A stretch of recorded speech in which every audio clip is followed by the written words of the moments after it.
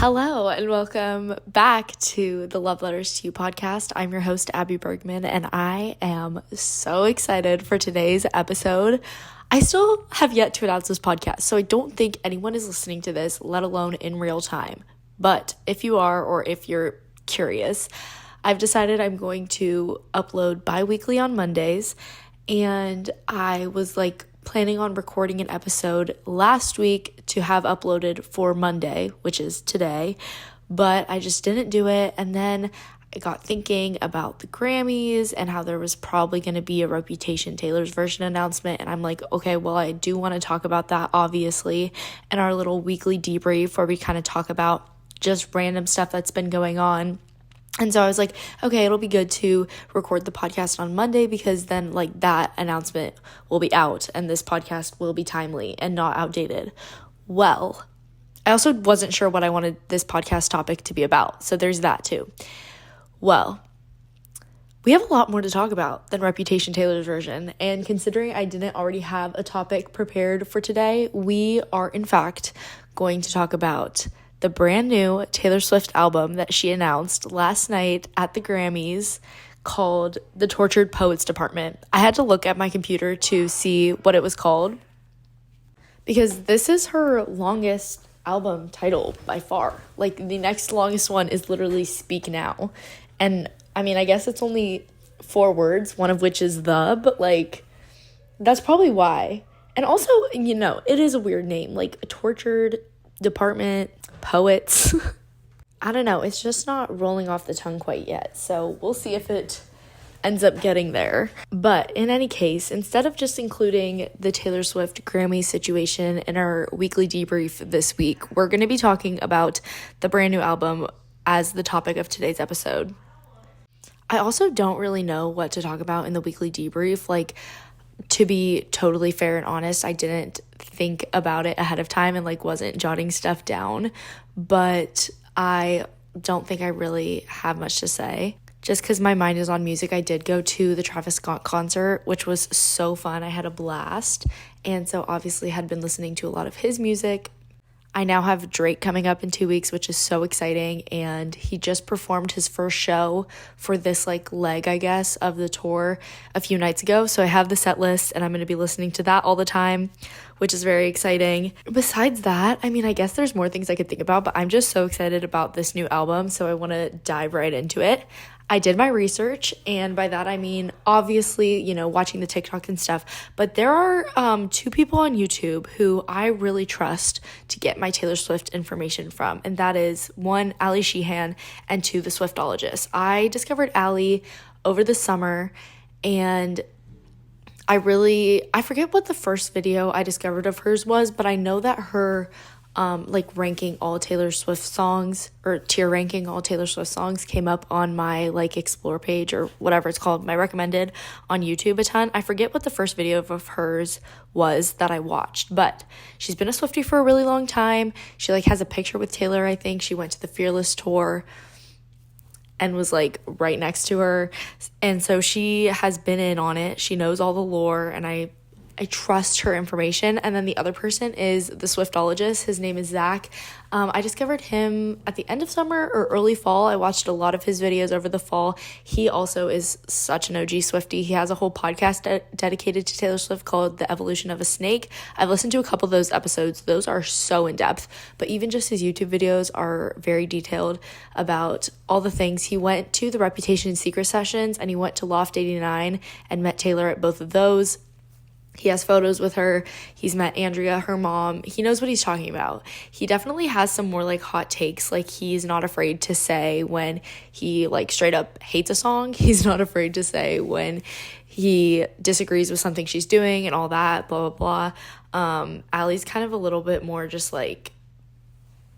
there's not as much criticism there, which not saying either one is better than the other, but the baseline reason why I enjoy watching them is because they know their stuff. They've been in it. They're not just these random people on TikTok that don't know what they're talking about. But with that being said, because they kind of have a different perspective or kind of lens through which they consume Taylor Swift content and produce it and, synthesize all the happenings. I thought that watching both of their like 20 to 30 minute long videos about this album, which they put out very quickly, might I say, the emergency videos are incredible and I respect their work ethic. I watched both of their videos, kind of gathered their thoughts and interpreted them as I do, a lot of facts there, but also like their opinions, their theories and stuff, and have boiled things down to what I think is important, what I think might be true, and also just like the cold hard facts. So we're going to cover it all today, and I'm very excited. If you're a Swiftie, welcome. This is like the stuff I could talk about for days. It's kind of like another level of being a fan of Taylor Swift. Like if you just like enjoy her music and stuff, like that's great. This is kind of the extra level, all the like really like psycho crazy stuff she does in the best way. So if you're here for that, welcome. I'm so glad to have you aboard.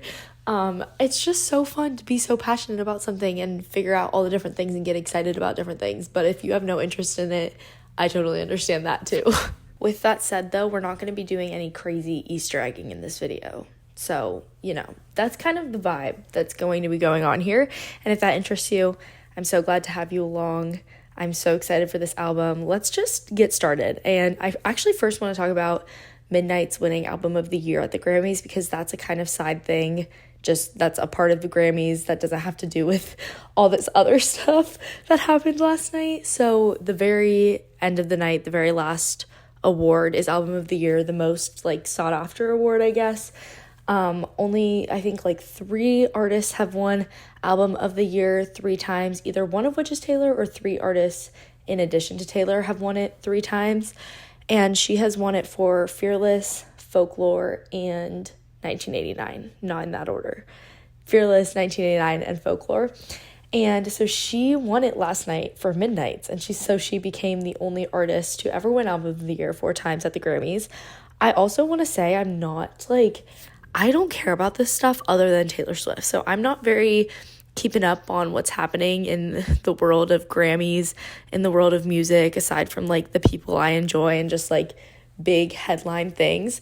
If you are super interested in that stuff, I would highly recommend you go to the Swiftologist's page on YouTube, because he also delves into more than just Taylor Swift and talks larger pop culture things, and he's very into those things. But again, just speaking at this from a limited knowledge Taylor Swift perspective, this is actually the first year I've ever watched the Grammys live too, so just throwing that out there. But she did win Album of the Year for Midnight's, which is crazy, and I'm so happy about that, and I'm so proud of her, and I love it. I'm clapping. I'm so excited about it. When she won, I was so happy. But I didn't think she was going to get it, and I honestly didn't think she deserved it. I would have loved to seen it go to Lana Del Rey or SZA. I think they both would have deserved it. But then taking a step back, Midnight's did obviously break a ton of records. And so I think that is saying something for sure. But again, I point you to, if you're interested in this at all, point you to the Swiftologist YouTube channel. He did a bunch of videos like leading up to the Grammys, and this is kind of the limited knowledge that I have. But he was saying like the criteria through which or for which they decide Album of the Year. It's like a bunch of different things, and it doesn't really have much to do with breaking records. Or at least like that's like one little thing. I'm not saying this correctly, so go to his page if you are interested in more of that. But yeah, I just wanted to talk about that because you can't not mention that. That's so crazy, and I'm so happy for her. Yes, and I loved when SZA called out Taylor in her little acceptance speech. I saw that.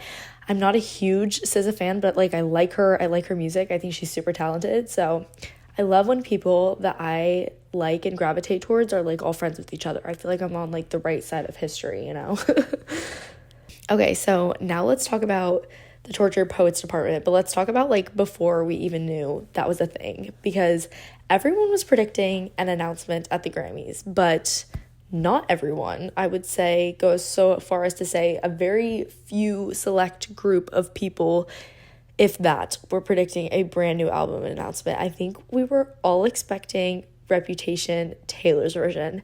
She has been teasing Reputation Taylor's version for months now, in all the bunch of different little ways. we thought she was going to announce it in November at one of her shows after 1989 Taylor's version came out. And then once that didn't happen, I think everyone was pretty certain. Actually, I take that back. Everyone was pretty certain it was coming next in terms of Taylor's version and probably coming this year. But once she changed her profile picture on Sunday, the day of the Grammys, I think we all assumed that she was announcing Reputation Taylor's version that night at the Grammys, if not at Tokyo sometime that week. She changed her profile picture to black and white. It was kind of a weird black and white, like looking back on it, like it wasn't exactly a Reputation black and white, which now makes sense because it wasn't for Reputation. But obviously, like, black and white historically in the Taylor Swift universe has always meant Reputation. So we thought it was going to be Reputation. At least I did. I think most people did. Also, she would be winning her 13th Grammy, so we were like kind of putting this together, like, oh my gosh, she's going to announce it when she wins her 13th Grammy because 13 is her lucky number, which is also like so crazy and so bold of her. Like, she just assumed she was going to win one of the awards and then she would announce it. Like, obviously, I guess if she didn't win anything, she could theoretically just announce it on social media afterwards, but then it's like, oh wait, you were totally gonna plan to announce it if you want. Like, that's just like kind of a weird situation. So like, that's so bold. Good for her. I admire that confidence. But anyways, not only did she change her profile picture on Sunday, but she also updated her website.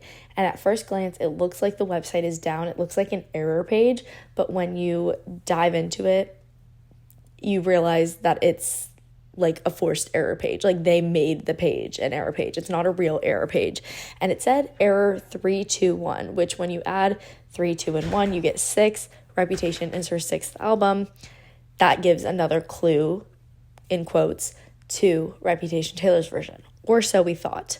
But they also had like a bunch of like random letters. You know, when you come on an error page and it's just kind of gibberish, that's what it seemed like. But when you unscramble the letters, it's spelled red herring, which is like a distraction to kind of throw you off the scent of something, which this exactly was. The 321 exactly was. The black and white profile picture exactly was.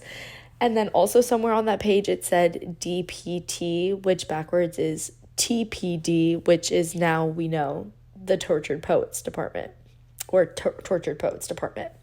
So those were kind of the Easter eggs that we missed / that were leading us astray, that were, you know, pointing us to Reputation Taylor's version, but were actually you know, signaling that we were getting something new, but not Reputation Taylor's version.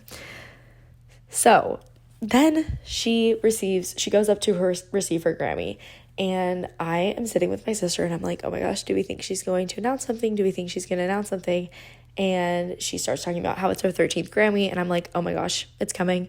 Reputation Taylor's version is coming. And so I pulled out my camera and just like started recording myself on Snapchat, because I have never gotten my album reaction live on camera. When Midnight's was announced, I found out on social media. I wasn't watching that live. When Lover was announced, it was on Instagram, I'm pretty sure. And so I was like keeping up vigorously on Instagram, but like I obviously didn't catch my reaction. Folklore and Evermore, same thing. So this is like, I'm like, okay, I need to catch my reaction on camera, even if I know what's coming, because I thought I did. I'm like, it's going to be Reputation Taylor's version. Let's see it. And I posted this on TikTok, by the way, but she starts saying like, this is my 13th Grammy, and thank you guys. I want to like do something for the fans. It's a secret I've been keeping from you for 2 years. And I was like, what? My jaw hit the floor. It was in that moment I knew we weren't getting Reputation Taylor's version, because that's not a secret you've been keeping for us for 2 years. We know Reputation Taylor's version is on the way. Like, we all thought we were smarter than her. And then obviously she announces the Tortured Poets Department, which that name was crazy to me at first. Like, hearing of it, I'm like, this is not a Taylor Swift album. That's crazy. But I'm so excited for it. She posted the cover art, and I love the photo of her. I think it's so pretty. I am really intrigued because the aesthetic of it is giving like Folklore's older sister that's like kind of a little bit of a different vibe, like, I don't know, like more academia maybe. And along with the title of the album, like the title of the album does not sound like a pop title to me, which that is kind of what first went through my head. So it's super interesting, but I did hear that it is registered as synth pop, which 1989 is synth pop. So I don't know. I'm really just interested. I feel like also for Midnights, the visuals of it didn't really match the album in my mind.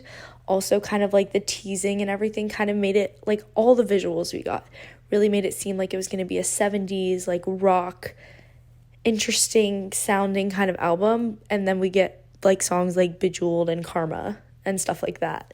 So, which love those songs, but they just were not what I was expecting on Midnights. So I'm kind of trying to take a step back and not worry, not worry, but not get like too caught up in the visuals, because I thought the Midnights visuals, and honestly like even a little bit of the story for Midnights was a little bit misleading. But it is so interesting and I love the visuals so far. I feel like my ideal, since it's coming out in April, which is crazy, it's like so soon. I feel like it's a normal album timeline in terms of how far ahead she's announcing it, but it feels like that's so soon. It's crazy. Also probably just because we've been getting stuff every few months, which is crazy in itself.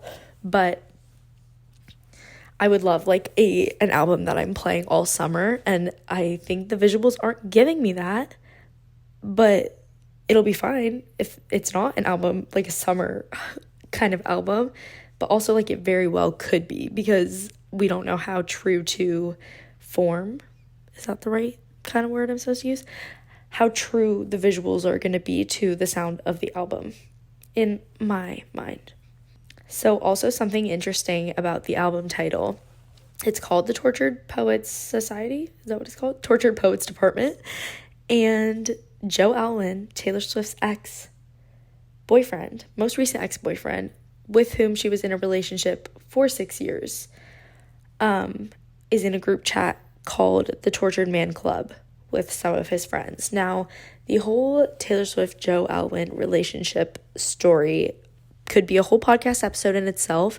I really would, if you are interested in it, would recommend you watch the Swiftologist, as I've mentioned several times before, his videos on YouTube about it, Zach. I agree with like basically all of his takes about this relationship, and I don't think he thinks that a lot of the songs on Midnights that we previously thought were about someone else are about Joe.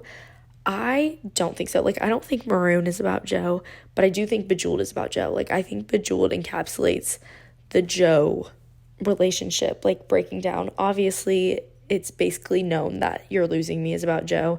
But long story short, the Swiftologist, Zach's take on their relationship is that he kind of always was too good for her. Like, he was kind of above her. He thought he could have this relationship with her without having the public pop star persona of Taylor Swift. He kind of had this like British, highbrow, uppity, kind of like snotty vibe to him. And I fully agree. And I think that's only further confirmed with her relationship with Travis Kelce, where she's just kind of like totally out in public. She's with a totally different vibe of a person. Like, he just seems so much more down to earth. He's not above, like, he has like all these brand deals and stuff. Like, I feel like that's so, like, that would be so off brand for someone like Joe. He's like silly and funny and like just like, you know, a football player who is so different than like Joe, this like mysterious weird actor. I'm not a fan of Joe. I will like say my bias. I don't like him. I fully am on board with the Joe slander. If you're not, that's totally fine, but I am. Okay, so, and I'm excited for this album because I think it's going to be like a breakup album. I mean, the Tortured Man Club, the Tortured Poets Department, that is a direct reference there. I think that we are going to get stuff on this album that she wasn't ready to say on Midnights, because she did say that this is a 2-year-long secret, which is crazy because Midnights wasn't even out 2 years ago. And we know according to our Midnight's writing timeline, that You're Losing Me was written about 2 years ago. So I think it's going to be a lot of songs about, the relationship breaking down. And You're Losing Me was like really directly confessional. I think obviously it was like such a jarring song that she shared with us after the news of the breakup was out, and kind of just, gave us a baseline story. And so I think these songs will go more into the story more deeply and more, approaching them as songs, like focusing on the artistry of the song, which I feel like wasn't as big of a thing for You're Losing Me, because it was literally just straight up giving us the facts, giving us the story. So I'm really interested to hear what the lyrics of the songs are going to be, and also if it's like that kind of a breakup album for this relationship where she kind of, in my opinion, felt like put down or dismissed or, not good enough, what the vibe of those songs are going to be. Like, are they going to try to sound very sophisticated and academic or something? Or are they going to kind of poke fun at it? Because also at first when I saw the visuals and everything, it looked very sophisticated and that like academic and that sort of thing to me, like a club, like a society. But in Ali Sheehan's YouTube video, she pointed something out that was really interesting, in that it's called the Tortured Poets Department as opposed to club or society. And also some of the visuals we've seen so far are like case files and stuff like that. So it could be something like thematically like cracking a case or investigating things, and I'm so here for that. I think that is a really cool theme or idea that we could explore here. Probably the craziest thing that I think is freaking incredible, because like I said, I admittedly am here for the Joe slander. So to backtrack a little bit, I found out that, you might know this fact, but Midnights was released on the day that Taylor Swift turned 12,000 days old. Her 12,000th day alive, she released an album called Midnights, which is obviously about 12 o'clock, midnight. That's the title of the album. So I was like, once I knew that, or thinking about that, once this album was announced, the first place my mind went to was, okay, what is the significance of this date? Like, there has to be significance to this date. First of all, it is National Cat Lady Day, which is, kind of crazy, but something quite crazier, if you'll believe it. April 19th historically has a lot of significance. It is the day of the shot heard round the world, aka the day that the Revolutionary War started, aka the day that America essentially declared their independence from Britain and became the United States of America. And so Miss Americana, Miss Taylor Swift, is declaring her independence from her London boy, from Joe Alwyn, which I think is incredible. Again, I'm sorry, I'm here for the Joe slander. I totally buy into the theory, I guess, maybe, or, kind of read into her songs and have interpreted that he did not let her be jeweled, okay? He was not here for her to shine, and she's declaring her independence from him. And just the general kind of British vibe, and I say that, and I say because I feel like the British accent, that, the high tea, that sort of thing, gives off the overarching vibe that I'm thinking of, where he felt above her, he felt superior to her. And that's kind of I don't know, as an American, when you think of English people, they just seem a little bit snobby, a little bit better than you, a little bit more sophisticated. And it's her time to declare independence from that. She's like, no, you're not better than me. I'm fine myself. So that is something that I'm very excited about. I love it. I just love it so much. I don't think, given all these clues, the Tortured Man Club, the visuals of the album, the name of the album, the day the album is being released, I don't think it's going to be about falling into a new love, especially also because it was a secret for 2 years now. I think there could be a song on there that she wrote maybe within the past year or something like that. But I don't know. I think it's mostly going to be a breakup album, and I don't think we're going to be getting my guess is that we're not going to be getting like fun bops that were inspired by Travis Kelce, which I thought could be a possibility for her next album. But again, considering this has been a 2-year-long secret, considering it might have songs that she wasn't ready to put out on Midnights that are more vulnerable and specific to her relationship with Joe, considering the vibe and the look of the album that we have so far, I don't think we're going to be getting those kinds of songs. Something that I do think is really interesting is that the closing track on Midnights, the 3 a.m. edition, is Dear Reader, which obviously reader and poetry, you know, those words kind of mean something similar, are kind of in the same vein. But also Dear Reader, it's like the lyrics are never take advice from someone who's falling apart. You wouldn't take my word for it if you knew who was talking, if you knew where I was walking, to a house, not a home, all alone because nobody's there. That is so interesting to me because when Midnights came out, we all thought she was in the happiest relationship of her life, that, you know, everything was going swimmingly with Joe, and obviously come to find out that was not the case. And I feel like maybe Dear Reader leading into this album is kind of really interesting because it foreshadows, you know, not everything was what it seemed when Midnights came out. And Dear Reader was kind of pointing that out, and now we're going to get the full truth and, you know, see what was really going on, see if her life was really falling apart, that sort of thing. Reference to Dear Reader. So there are 17 songs on the album, which I'm very happy about. I know some people, you know, care about the composition of the album in terms of like they want it to be like a tight, cohesive album that's sonically cohesive, that's visually makes sense, that, you know, is in a correct order. I just want as many Taylor Swift songs as humanly possible. Okay, that might be an unpopular opinion, but I will take every song. So I love, also 17 is my second lucky number, so I'm excited about that. And then there's also a bonus track, which I believe is called Manuscript, which is really interesting, that also, you know, plays thematically into kind of like high society, like that sort of thing, but also definitely plays into like cracking a case, being a detective, investigating, that sort of stuff. So that's kind of the way I'm leaning as of right now. There is a 2-month break in her tour from sometime in March to sometime in May, and this album obviously comes out in April. So she has plenty of time to promote it, to be at home, you know, getting stuff ready for it and doing all that stuff. It'll be really interesting to see the content we get and what's going to happen and kind of how the rollout of this goes. Because with Folklore and Evermore, obviously those were surprise albums. Lover, we got a single, and then we got another single, and then we got a third single, maybe, I can't remember how many, before the album finally dropped.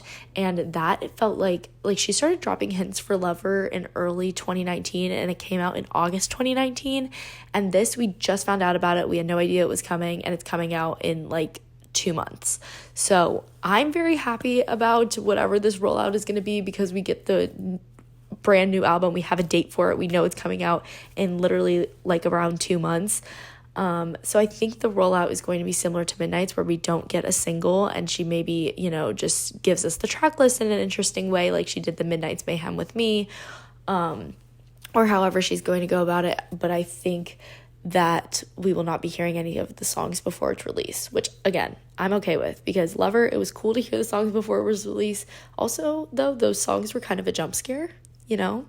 Lover was an interesting, chaotic time, an interesting, chaotic album rollout, but also we were like left guessing, you know, when this album is going to come out, what it's going to be like, all this sort of stuff for like literally half the year. So I'm very excited that we have a date, and it was just kind of sprung on us out of the blue, and we're going to have everything in about 2 months, which is crazy, but so exciting. So just thinking ahead, I'm very well fed. I'm not, you know, aching for anything more, but I do think we will get at least a Reputation announcement later this year, and potentially Reputation come out. I don't think that she will do a debutation, like release them both at the same time. I think she has really enjoyed making each thing its own, and, you know, breaking records with each of them. And especially because, assuming debut is going to be the last album that she releases, I think she would want to have that moment to be something special. And this is something that I disagreed with Zach, the Swiftologist on YouTube about, which is interesting because I usually don't disagree with his takes in terms of like what he predicts and that sort of stuff. Like I'll disagree with his opinions on songs and stuff like that, but he thought she could very well release them both at the same time. I don't see that happening, but we shall see. Okay, another interesting thing. Sorry, I'm just kind of all over the place, but I'm just going through these bullet points that I have.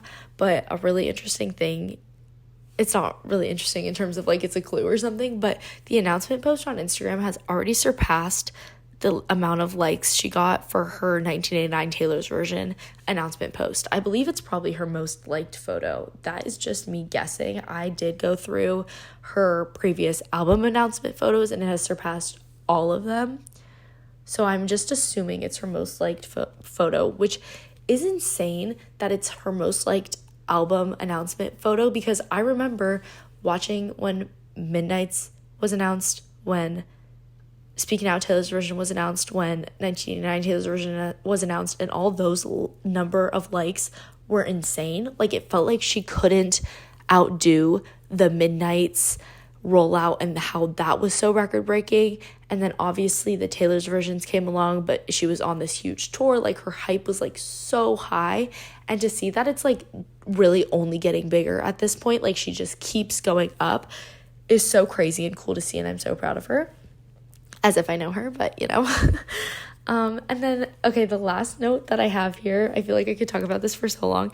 The last note I have here, got this from Ali Sheehan's music video, from Ali Sheehan's YouTube video. But apparently, in the source code on the website that looked like it was down before this announcement happened, there were words, a bunch of different words in different languages. And I don't know if I said that correctly because I'm not familiar with how websites work and coding and stuff like that, but basically these words are somehow significant. And the words are chairman, bruises, veins, cadence, apple cake, talisman, love bombs, muse, ink, evidence, and fake. And a lot of these words have already been used in the, lines that she put out along with her announcement, like the stuff we've seen. I'm guessing they're just going to be like in lyrics and kind of give us some indication of what, the album is going to be like. Again, these are really pointing me towards Ali's theory, or I guess prediction, that the album is going to kind of be like a detective, like cracking a case, like that sort of thing, which makes me really excited. I don't know how that will actually manifest itself, or, obviously if it's going to, but I'm very interested to see. So that's kind of my breakdown on this new album. Every Easter egg that we missed, kind of, I guess, the Reputation Easter eggs that led us off the trail, also let's just talk about this for a second, because I think like the last time she announced something was 1989 Taylor's version, and we were pretty confident about that. Like we got it right. It was on August 9th. It was like almost a little too predictable. Like, of course she would do it on August 9th. Like at that point, that just seemed almost too obvious. And obviously there were other like crazier Easter eggs that like made it make more sense. But I don't know, like we just really thought we had her figured out in that moment, because she had previously announced Speak Now. We're kind of anticipating something on that day, and we got it right. And then comes 1989. We were like basically expecting something, like we knew something was coming during the LA shows, and we thought it was going to be one of the earlier ones, and it ended up being the one on 8/9, and we got it right. And then we thought Reputation might be announced in November, but then we were like, okay, no, that's actually crazy. Like she just announced 1989. So when she changes her profile picture to black and white and her site goes down, we're like, okay, now we know Reputation. Like there's no way we don't have Reputation tonight. Also, there were a bunch of Easter eggs pointing to Reputation Taylor's version announcement this February, regardless of if she did the other stuff. So when she did the other stuff, it was basically just confirming, and we were like, okay, like this is happening. Like kind of like when she came out with the blue dresses on the day she announced 1989. I'm just picturing someone listening to this who's not in the Taylor Swift universe, and they're like, literally, what are you talking about?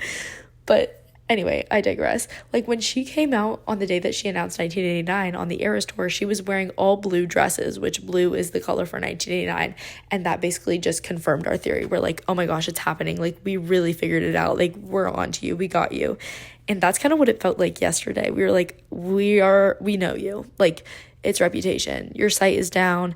It says 321, which adds up to 6, which Reputation is the 6th album, and your album, or you change your profile picture to black and white, and blah, blah, blah, blah, blah, blah, blah. And everyone's saying Reputation. We've all thought Reputation was coming out in February. Now this is like essentially confirmation, and she just surprises us with a new album, which is so incredible and shows like she can be unpredictable whenever she wants to be. Like, right when we think we have her figured out and we're on her trail and we know the Easter eggs and everything's adding up, she changes it on us, which I love her for it. I love her so much for it.